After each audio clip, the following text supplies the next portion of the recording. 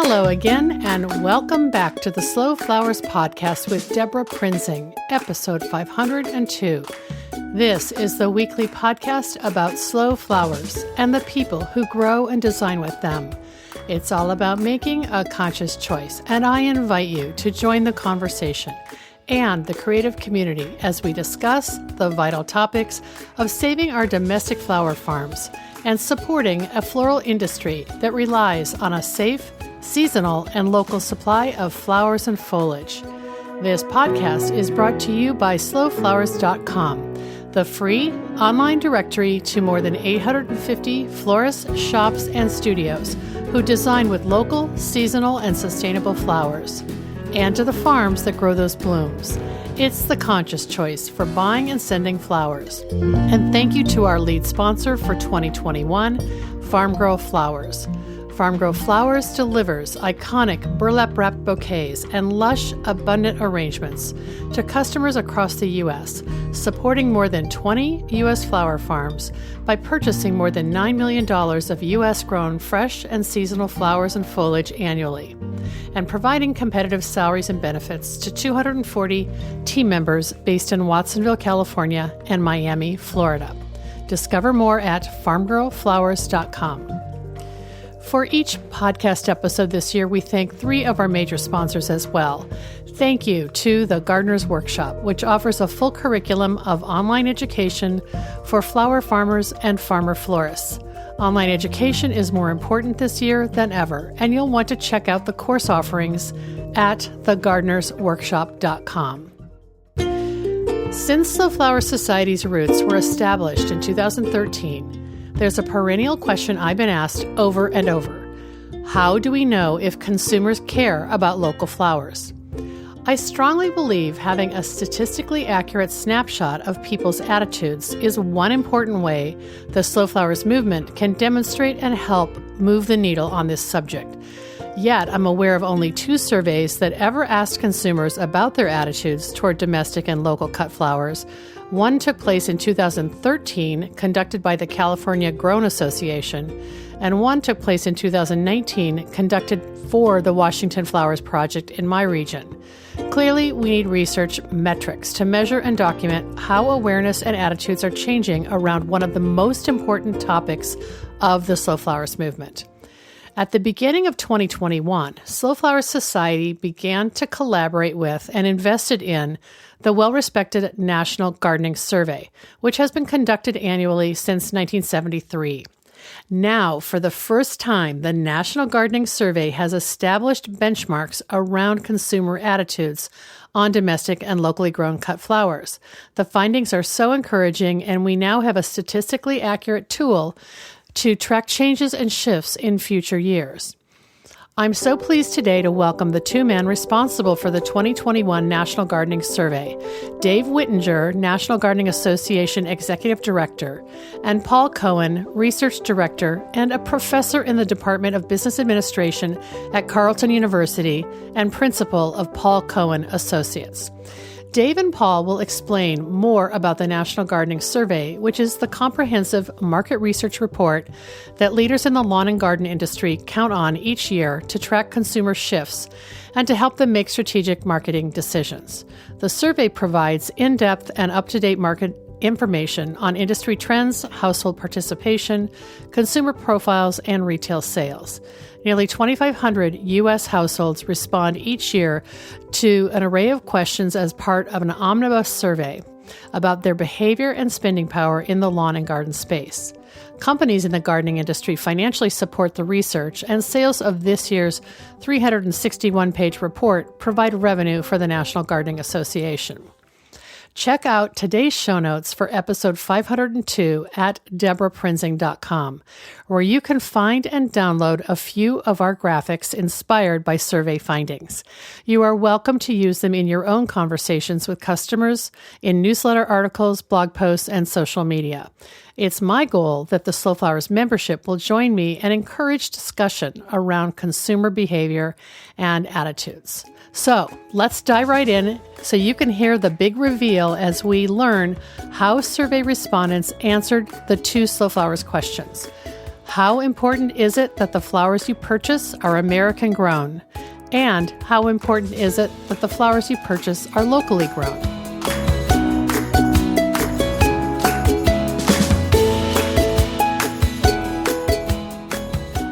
Welcome back to the Slow Flowers podcast with Deborah Prinzing, and I am so excited today to talk about a new project that Slow Flowers is getting involved in, and it is the 2021 National Gardening Survey. And today I have two of the men behind that survey, and they've agreed to come on and talk about what this project is all about. So first I want to introduce Dave Whittenger, Executive Director of the National Gardening Association. Hi, Dave. Hi, how are you? I'm great. Thanks for doing this. And his cohort, Paul Cohen, Research Director at the National Gardening Association. Hi, Paul. Hi, Debbie. Thanks for indulging me in a conversation about this. Basically, we're going to talk about new findings around consumer behavior and attitudes, specifically to cut flowers, which is a brand new category of questions that Slow Flowers is sponsoring in the annual National Gardening Survey. It'll be released very soon. This is a little bit of a sneak peek, and I wanted to just get a little context here. Dave, maybe you can talk about what is the National Gardening Association, the kind of the parent umbrella organization that manages garden research, and just give us kind of a snapshot of this. Has been around for a long time, as I remember it from being in the Garden Writers Association. Yeah. I remember being kind of a young child and my parents getting the National Gardening magazine from the National Gardening Association, and it's just kind of crazy that that's how long it's been around. I won't say exactly how long ago that was, but I think you're younger than me, so you're child, just a child. Yeah. But yeah, NGA started early 1970s, around 1971, and kind of began as an association of community gardens. So people, they didn't have a private place to garden. You kind of band together, and in the 70s, that was a really popular thing. And so that's kind of what got it started. And at that very same time, right at the beginning, Bruce Butterfield was doing the research under the NGA umbrella, and he would do an annual survey through, Gallup or different organizations, and then he would do all of the number crunching and produce this awesome several 100-page report every year that just kind of covered the trends of what gardeners are doing. And later, we started also looking at the trends of what gardeners are thinking. We asked them questions like that, and really, really interesting. It's way more interesting than it sounds to have a research report like this, and to read and to see those trends and look at the graphs and see that food gardening is up, or cut flowers now, to see what they're doing, and other questions like that. Anyway, so the NGA has that research side, and then of course we have the educational side, where essentially our mission is to educate gardeners and provide informational, educational resources to people, and we do that primarily through the ourgarden.org website. So if you just go to garden.org, that's us, and we have millions and millions of pages of information on that website. Wow. Yeah. But home gardeners or individual gardeners, non-professional gardeners can join they can join as members, right? Oh yeah, totally. We don't even have a paid membership. It's just it's a free website, free resource. We have all kinds of, we do sell a few ebooks and things like that. But for the most part, everything on the site's free. You can sign up, and it's kind of like a social media website in many ways. People can post pictures from their garden, and other people can like the photos. And we have this little virtual currency called acorns, and people can give each other acorns, and you can earn acorns by contributing to our plant database, things like that. So it's actually a really fun website.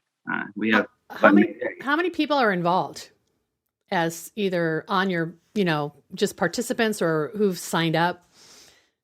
Well, we have over 1 million signups. Oh my gosh, Dave, that's amazing. Wow. Yeah. Now that's, a lot of those signups are from CompuServe.com email addresses from 1999. So yeah. I am off of AOL finally, but I know what you mean. Right. Exactly. So, but we have a weekly newsletter that goes out to our active members, and that number, I believe, is around 250,000. Wow. That's and significant. we keep it clean so that if you don't open it for 6 months, you automatically get removed. Mm-hmm. And so if it bounces, you automatically get removed. So those, about 250,000 is probably a pretty good number of the people who really receive our content and engage with it in one way or another. Okay, so this organization predates you, Dave. When did you get involved and take over as executive director? And what were you doing in the gardening space before then? Yeah, well, I've been with NGA for about 5 years now.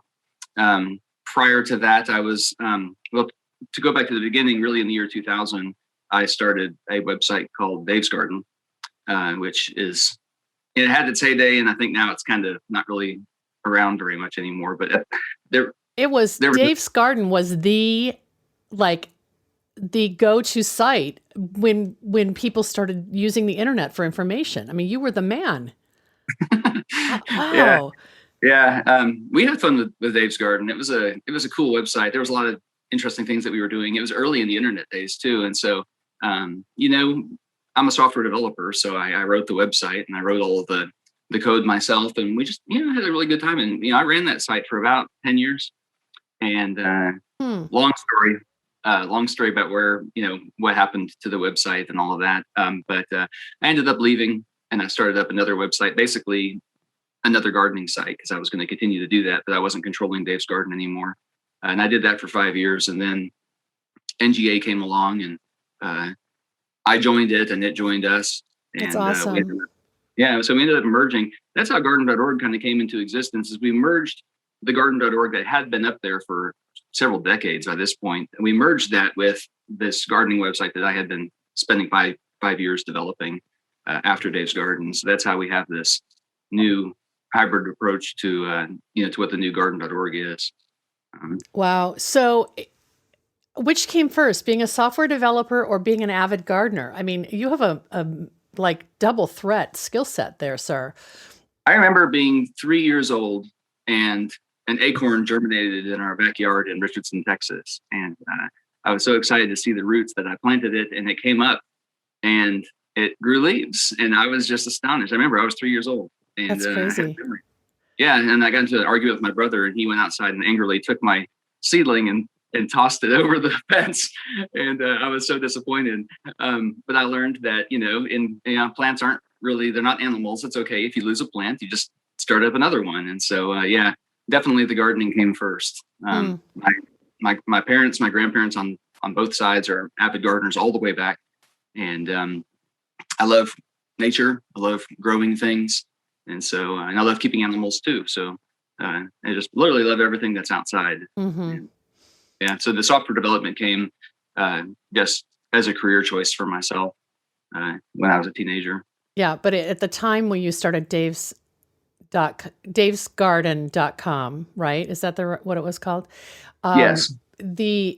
You were such an early adopter. I mean, I would say when I was working in garden centers, independent garden centers around that time, people communicated over fax. There was no internet being used. No, garden centers didn't have websites. So you were definitely a pioneer that brought along kind of this industry that was a little bit hesitant about technology. And you were there when consumers were looking for information on the internet too. Yeah, I mean, I think that's why it was so successful. Was at the time it filled a really big desire in people. People wanted to go online. They wanted to interact with each other. It's one thing to have web pages, and that was what we kind of had in the late 90s. Was we had web pages, and you could go and you could read what somebody wrote about something. But to actually have an interactive website was something that was really not a thing in 1999 and 2000. And so, I had experience with making interactive websites and software and things like that previous to making Dave's Garden. And so I actually was writing things to let people so they could create an account, which that by itself was this really new idea, to make an account on the website. And then people wanted to maintain a list of seeds that they owned that they could offer for trade. And so I made it so that you can make your own list of seeds, and then other people can say, I want that, and I want that, and I want that. And then it kind of matches people up. And so people were trading seeds, and they were using my website to trade seeds. And we went from 200 people within a couple of months. We had like 200 people. And then the next month we had like 3,000 people. Wow. And it was just crazy how fast it grew. And people were like, this is something that I can use to interact with other gardeners, which basically was really unheard of at the time. Right. You really created the first chat room forum community for a a subject matter and for a profile of passionate, I don't know, adopters of gardening. I remember wanting information and going on Dave's Garden and typing it, and then I would get, it was sort of like participant generated content. And then people would give me their advice on a particular rose that I was having trouble finding, or, some kind of issue in the garden that I needed advice on. It was, you deployed all these people to help each other. Yeah. And that's what we're doing with garden.org now. It's the same exact thing. Wow. We have a whole army of, people. We have maybe, 50 that are dedicated moderators who are, volunteers, and they kind of watch over the different parts of the website. For example, like Mike Dunton, he's the owner of Victory Seed Company. He sells a lot of heirloom tomatoes and peppers and things. Well, so he moderates our tomatoes and peppers database. So anytime somebody wants to make a change to that database, he reviews the change and then he clicks on approve or decline. The whole site is, there's only a few of us in the association by this point. We don't have 40 employees like we used to, but we don't need 40 employees because we have so many volunteers that help us with that. Right. Ambassadors. Yes. Wow. Well, let's bring Paul in and talk about this national survey, the National Garden Survey and Gardening Survey.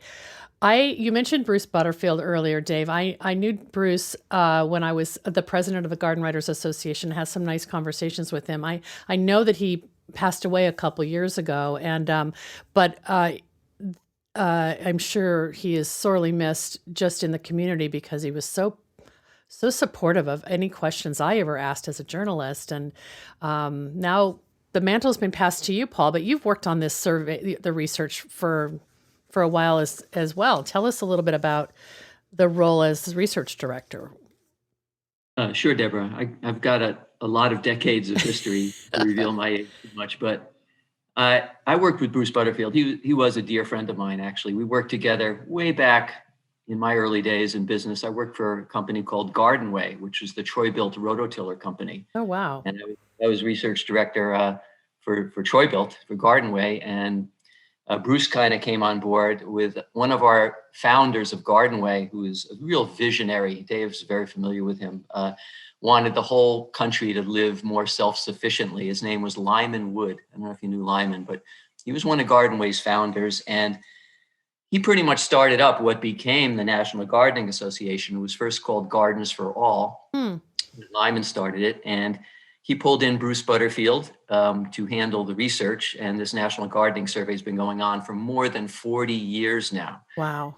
Just a little more history in the Gardens for All newsletter. Another one of our employees, another visionary by the name of Will Rapp, started inserting a couple flyers for selling tools in the Gardens for All newsletter. And that ended up evolving into the business that Will Rapp founded, Gardener Supply Company. So, it's been a long history. It's great that Bruce was able to carry on the research and the tradition for so many decades. And I know he is sorely missed in the industry because Bruce was really a great guy, and his passion, like Dave's passion for gardening, was so self-evident. And like I said, like you mentioned, unfortunately, Bruce did pass away a few years ago. I got a call from Jim Feinson. Jim is currently the president of Gardener Supply Company, who recently retired, by the way, and now works with us and provides the commentary. We'll be providing the commentary for this year's National Gardening Survey. And Jim gave me a call, gave me the bad news about Bruce. And after I got over the shock, he said, "Look, can you help us out? We've got this research. We want to keep it going." And I said, "Of course, I'll do my best to try and lift up the mantle." I can never be another Bruce Butterfield, but I've done my best to try and keep the tradition going. And hooked up with Dave. And basically, in the last few years, the research part, the National Gardening Survey, which was split off from the National Gardening Association, is all back in the same home now, which I think is where it belongs. Wow. So the National Gardening Survey has become like the go-to document that anybody in the business of consumer gardening needs to refer to, right? I mean, how do you describe the ways, and Dave, jump in here, the ways the survey is utilized and why is it so important to do it annually? Well, I can speak to that first. Yeah, do. We like watching trends. Most of our clients, the ones who've been with us for many, many years, the Scotts Miracle-Gros, the big companies out there, want to see what's going on trend-wise. And the National Gardening Survey is pretty much the "What Did Gardeners Do" survey. We ask a representative sample of households, a very large sample, by the way. This year we have over 2,400 respondents. So for a survey, very large size, and that's because we slice and dice the data so many different ways. And we basically ask respondents what they and their households, individually or households, did over the past year. So it really is a good benchmark every year to find out what's happening, where are the changes, where are the trends. And we ask a plethora of questions. It's a very, very large survey across a tremendous number of product and activity areas. And, we feel that it's pretty much, it is the go-to piece of research out there and has been for decades in terms of what gardeners did.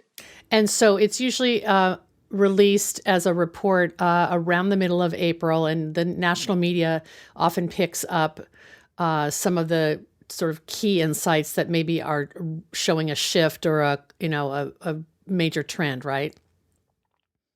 Absolutely. For example, I don't think it's any secret to know that because of the pandemic this last year, there's been a huge spike and a huge interest in gardening. And not to give anything away, but in Jim Feinson's commentary, he came up with a very clever name for it. It's the gardening clash.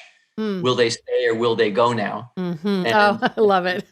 One of the big questions this year is, with all these new gardeners coming in, what are their attitudes? What are their plans for the future post-pandemic?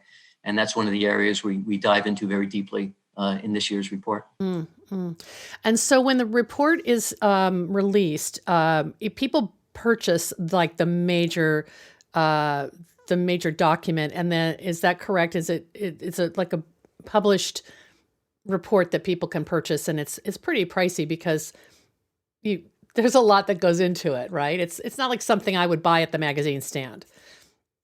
Yeah, I'll answer that. This is Dave. It's definitely expensive. It's not something that's intended for, like end user gardeners. So, it's, and like you said, I mean, it's expensive to produce, and we don't sell it to hundreds of companies either. So, we kind of try to price it in such a way that we, pay all of our bills and maybe have a little bit left over if possible. Yeah, I mean, you're kind of sponsored by companies that want this information, and that helps get it produced as well. I mean, that's one side of it, but then selling the data to companies that just want to know the profile of the American gardener is really another revenue source to keep this thing going year after year. Totally, and we keep on improving it as well, which is something that is an interesting point there. That we every year we add enhancements to it, whether it's better software that results in higher quality graphs, and I mean the survey this year is just 5 times better looking and just nicer and easier to consume than it was 5 years ago. Wow. So those improvements aren't all free, right? But we're happy to pay because the companies want a good product. Yeah. And there's so few of them. They really rely on this. They all reliably buy it every year. So they rely on us producing a good quality piece of work, and they're always happy to pay. And so so it's like equipment companies, hard goods, suppliers, and then also all the breeders and seed and plant companies. Is that kind of a general profile of who's going to use this research? Paul, you want to answer that one there? Did I put you on the spot? I can answer it. Yeah. Go ahead, Dave. Yeah, I'll answer it. It's not so much the smaller companies that buy our research. It's the larger ones. So it's like Scotts Miracle-Gro, Ace Hardware is a customer, I think. Major brands. Yeah, major brands. Generally, these are people that have on their staff somebody like Paul, who is a research director in their company, and people like that subscribe to our products and probably others as well. And it's not really a mom and pop kind of thing. Although I feel like mom and pops could benefit from it, but it's just not really priced in such a way that that's reachable to them right now. Right. But you do, you have some kind of executive summary with highlights that you share with the public when you do go to the press, right? For sure. I mean, the big stories that we uncover, I mean, whenever you run a survey, you kind of find stories. And as you kind of read through it, you're like, this is a thing that's happened. And, that's always fun. And so we like to kind of see what are the big stories of the year. And then we put that out in you call it an executive summary, basically a press release. One of the new things that I'm excited about is that I approached you. I ended up talking with Paul. I think I emailed, and Dave, you emailed me first and said, talk to Paul. This was right at the first of the year. And I knew about this survey and I kept thinking, how can Cut Flowers get in on this? How can discussion of, consumer interest in flowers be something that you maybe would be interested in. And so Paul and I had a really nice conversation. And first of all, Paul, you revealed to me that the National Gardening Survey was already asking consumers about cut flowers or flower attitudes and purchases. Can you describe what you generally had been asking year after year for the last, I don't know how long, several years? Yeah, absolutely. Deborah, in the past, we have asked one of the many, again, plethora of questions about product category purchasing, and there are literally dozens of them in the study, I think, which is why it's so popular. But we did ask one question about buying cut flowers, flower arrangements, and silk flowers. However, that question in the past was only asked of those households who identified themselves as gardening or gardening participating households. And Deborah, when you and I spoke, you mentioned the desire to get more of a national and everybody kind of opinion, because you certainly don't have to be a gardener to buy cut flowers. In fact, many non-gardeners do. And so what we did this year was we incorporated the new series of questions and asked all respondents a national representative sample regarding the cut flowers questions. So that's what's new. And then you were so generous in letting Slow Flowers sponsor a couple specific questions that I was interested in. One is about asking your respondents, when they do purchase cut flowers, is it important that the flowers they purchase are U.S. grown or domestic? And then even drilling down a little bit more, is it important that they're local? And, I'm not a scientifically trained researcher, but I do know enough to say you have to have a benchmark so you can compare future attitudes, going forward. And that's kind of redundant. Sorry. But I was just excited that we could grab this intel for 2021 so that maybe we come back next year and see if the attitudes if the needle has moved. Is that sort of an approach that I should be taking? Well, absolutely. Yeah. Most of the data in our study is benchmarked and is looked at over time. And the whole idea of trend analysis, because one famous quote Bruce Butterfield always used to say is, 1 year does not a trend make. That was one of his famous quotes. So it's always good, even if it's not every year, but periodically, to measure attitudes, measure opinions, measure purchasing activities, and see if we're generally seeing an uptrend, a downtrend, or if nothing's happened. And it also offers the opportunity to dig a little bit deeper in the future into the whys, like why is this important or why is it not important? Some of the research you shared with me, Deborah, I believe the big study done in Washington State on cut flowers got into that a little bit. So it's also nice to compare and contrast this national data against other studies that might be done on a regional basis. Well, can we talk a little bit about the findings on flowers, or is it embargoed until the report comes out? Fine with me. It's you sponsored the question. Okay. All right. Well, I just wanted to, go down that path. All right. So first of all, I found it was very interesting that you identified, just based on extrapolating the number of people surveyed and the number of Americans, that an estimated 104.6 million individuals spent money on cut flowers in 2020, with an average household expenditure of $62.63 per household on cut flowers, but that blows up to being 6.55 billion spent on cut flowers in 2020. I can't even wrap my head around that. So that's a stat that you can't even compare to the previous year because you didn't ask all respondents prior to 2021, right?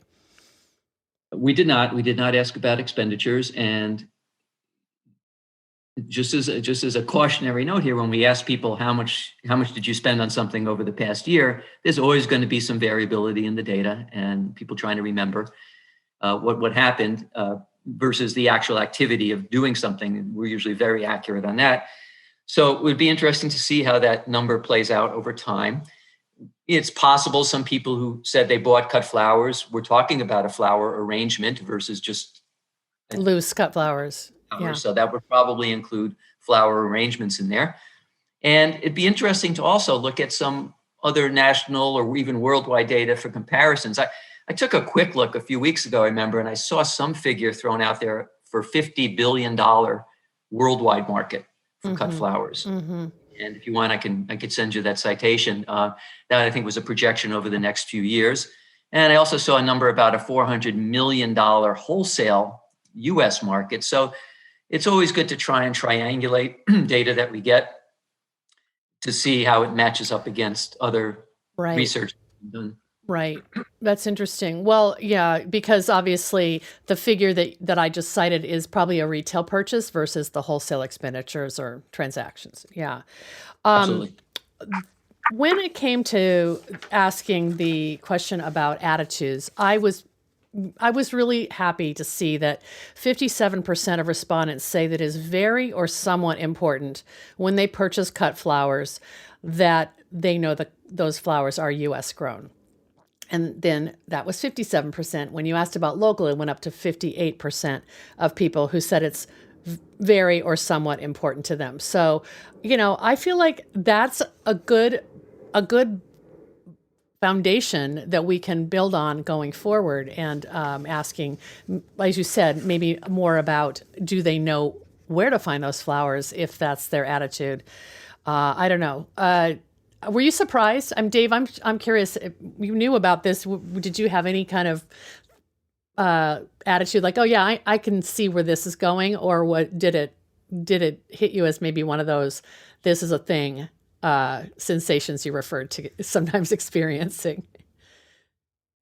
Well, I wasn't surprised to see a high level of interest. I mean, cut flowers. We've known that that's a popular thing.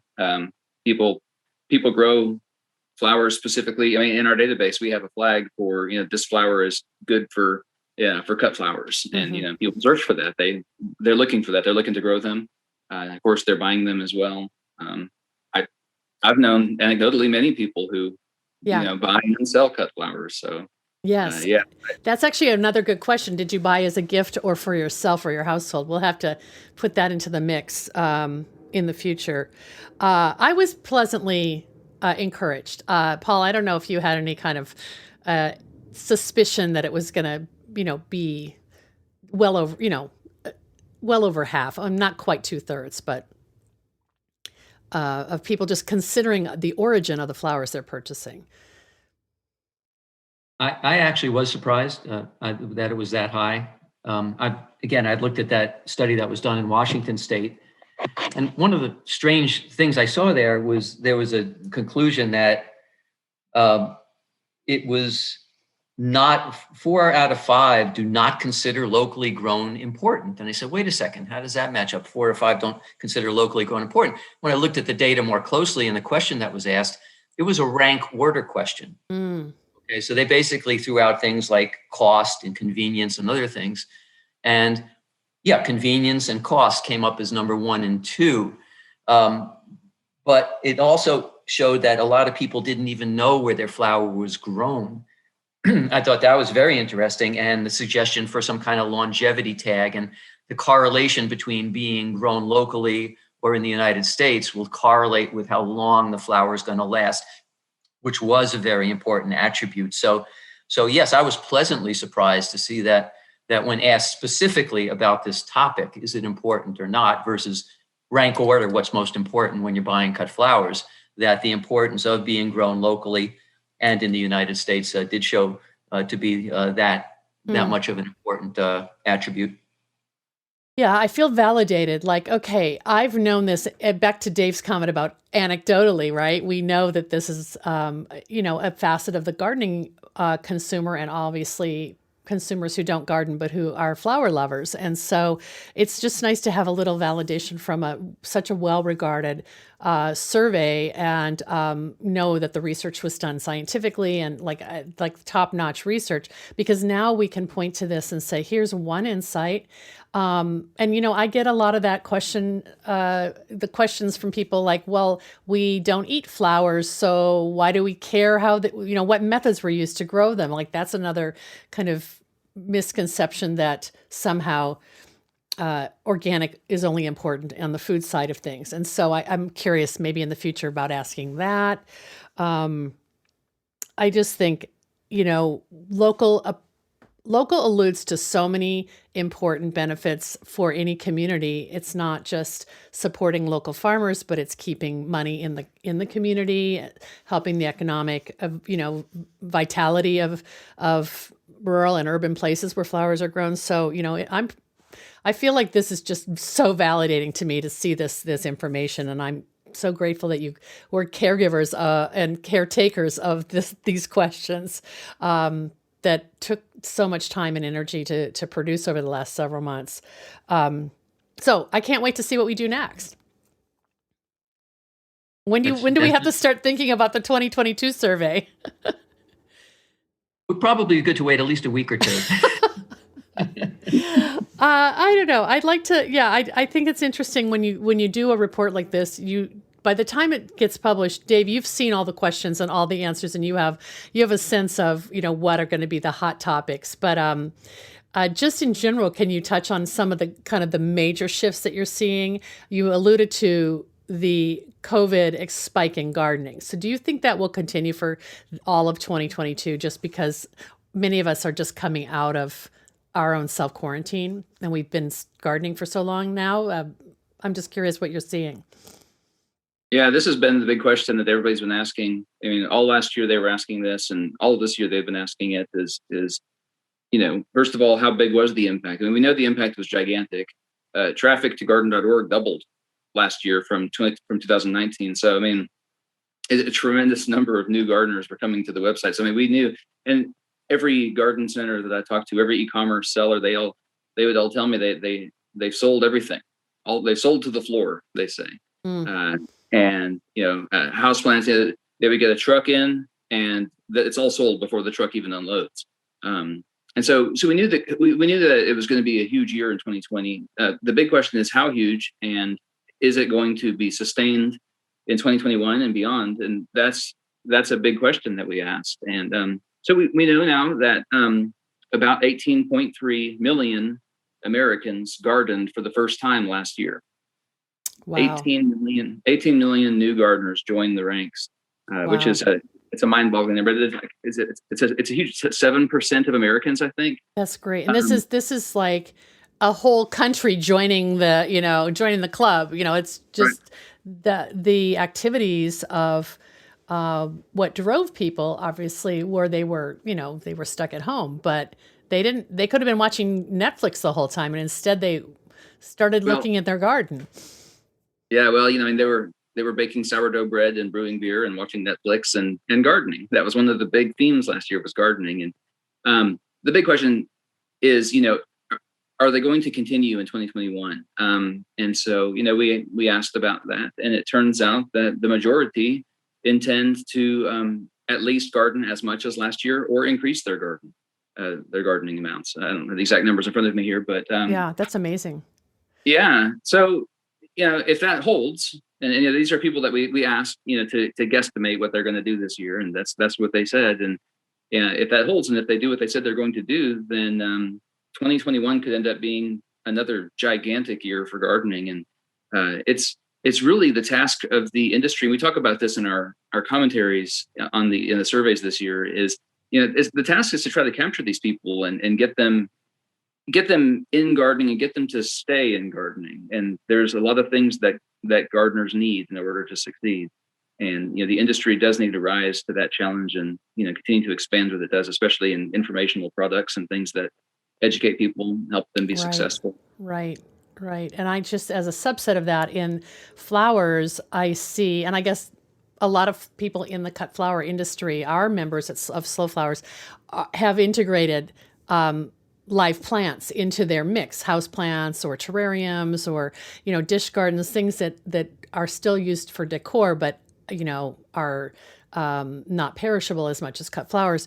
But this whole interactivity thing you alluded to, Dave, like when people can touch and engage and do a project, you do create kind of a habitual user. You're not just a consumer of a flower or plant. You're actually engaged, and it's a lifestyle change. And that's what I'm hoping your comment about 2021 is going to move us through, is witnessing not just dabblers, but habitual practitioners of gardening and other related activities. So I'm optimistic. For sure. Yeah. Paul, I'm sure you've got some things to add to this. Yeah, I'd love to hear Paul's little crystal ball, and then we'll tell people how they can get more information about this. It's an open book. It's the signs are all encouraging. The survey results are encouraging. But going back to Jim's commentary, will they stay or will they go now? I think that's the key question. Everybody has the great intention of continuing gardening and increasing their gardening, but once everybody's vaccinated and once everybody's out doing things again, that's the question that remains to be seen. Jim makes some very good suggestions for companies in the industry of how to keep people in and what's important to keep people in the business.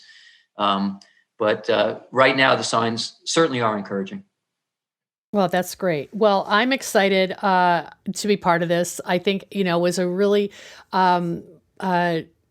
fortuitous timing that I reached out to you right when it was like the 11th hour and we could slide some Slow Flowers questions into the survey. And I'll do a little more intentional planning for 2022. But I just am grateful that you included us. I'm grateful for the overall findings about gardening, because I do think that is going to influence the floral space and the floral marketplace as well. I feel like one of my partners says, tomatoes are the starter drug for growing cut flowers. Like if you start growing edibles, then all of a sudden you realize you can do the same thing with something ornamental. So hopefully that's true. And let's just keep talking about this. It's really exciting to celebrate the almost publication of the 2021 National Gardening Survey. And as soon as I get the press release from you, I will add it to the show notes and share it widely with the Slow Flowers community. So thank you. Thank you, Deborah. Okay, my question for you is both. Mother's Day is coming up, so if you need help finding local flowers, please call me. I'll hook you up with a Slow Flowers member in your zip code zone, and you can really support a local farmer. I'm putting you on the spot now. Sounds great. Okay. Anything else you want to add before we wrap up? I think we're good. Okay. Like I said, it's the results were very, very encouraging in terms of the locally grown, and looking at the other research. How long flowers last, is right up there behind color, type, and cost in terms of what people seem to want. So it seems like there's some real good opportunities to leverage this information within your industry. Great. Thank you so much. And best wishes to you both as you get ready to release this information. So again, thanks for making the time to talk with us today. Thank you. Thanks, Deborah. Take care. Bye-bye. Thanks, you too. See you later, Dave.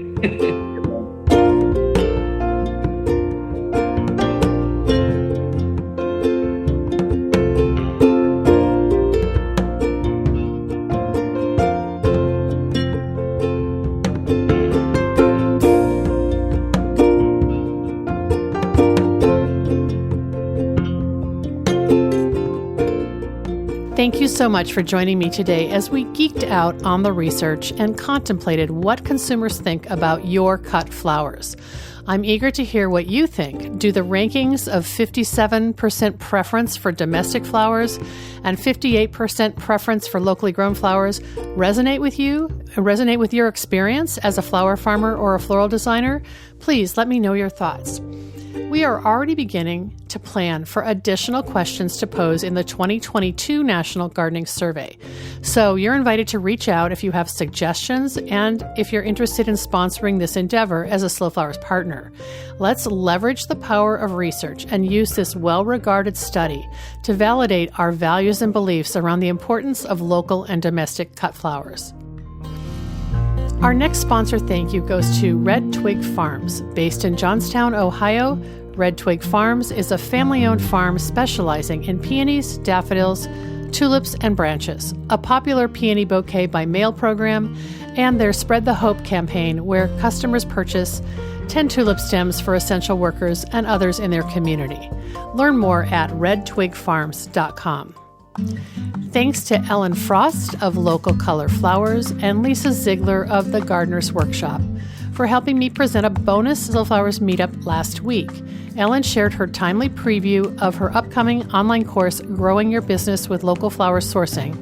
And if you missed it, I'll share the replay video in today's show notes for episode 502. Registration for Ellen's course continues through this Friday, April 22nd. So check out the link I've shared and join me in congratulating flower designer Teresa Rao of Bel Patal for winning our giveaway of one complimentary registration to Ellen's course. Please join me tomorrow, April 22nd, on Earth Day, for an interactive Instagram Live Q&A on sustainable floral design with Toby Nelson and Becky Feasby. The event takes place at noon Pacific, 3 p.m. Eastern, and you're invited to join us on Instagram at Slow Flower Society, and I hope to see you there. Bring your questions. I have one more fun date to save for your calendar. You're invited to join the virtual book launch party and happy hour on Tuesday, April 27th at 4 p.m. Pacific, 7 p.m. Eastern to celebrate the publication of Bloom Imprint's first title, Where We Bloom. The Zoom party will include a Q&A conversation with my partner Robin Ovney and me as we discuss how this beautiful and inspirational book came to be. We will also have guest appearances from 3 of the creatives whose spaces are included in the pages of Where We Bloom.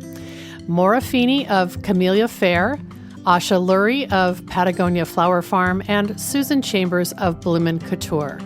We'll have fun giveaways, including signed copies of our new book and sets of our Bloom note cards, along with a few surprises from our resource section sponsors, and a toast from Emily Thompson of Emily Thompson Flowers, who wrote the sweet and personal foreword to Where We Bloom. You can find the details in today's show notes, and we'll also share them in the profile link for Slow Flower Society on Instagram. Our final sponsor thanks goes to the Association of Specialty Cut Flower Growers. Formed in 1988, ASCFG was created to educate, unite, and support commercial cut flower growers. Its mission is to help growers produce high-quality floral material and to foster and promote the local availability of that product. Learn more at ascfg.org. Thanks so much for joining us today. The Slow Flowers podcast has been downloaded more than 716,000 times by listeners like you. Thank you for listening, commenting, and sharing. It means so much. As our movement gains more supporters and more passionate participants who believe in the importance of our domestic cut flower industry, the momentum is contagious. I know you feel it too, and I value your support and invite you to show your thanks to support Slow Flowers' ongoing advocacy, education, and outreach activities. You can find the donate button in the column to the right at deborahprinzing.com. I'm Deborah Prinzing, host and producer of the Slow Flowers podcast.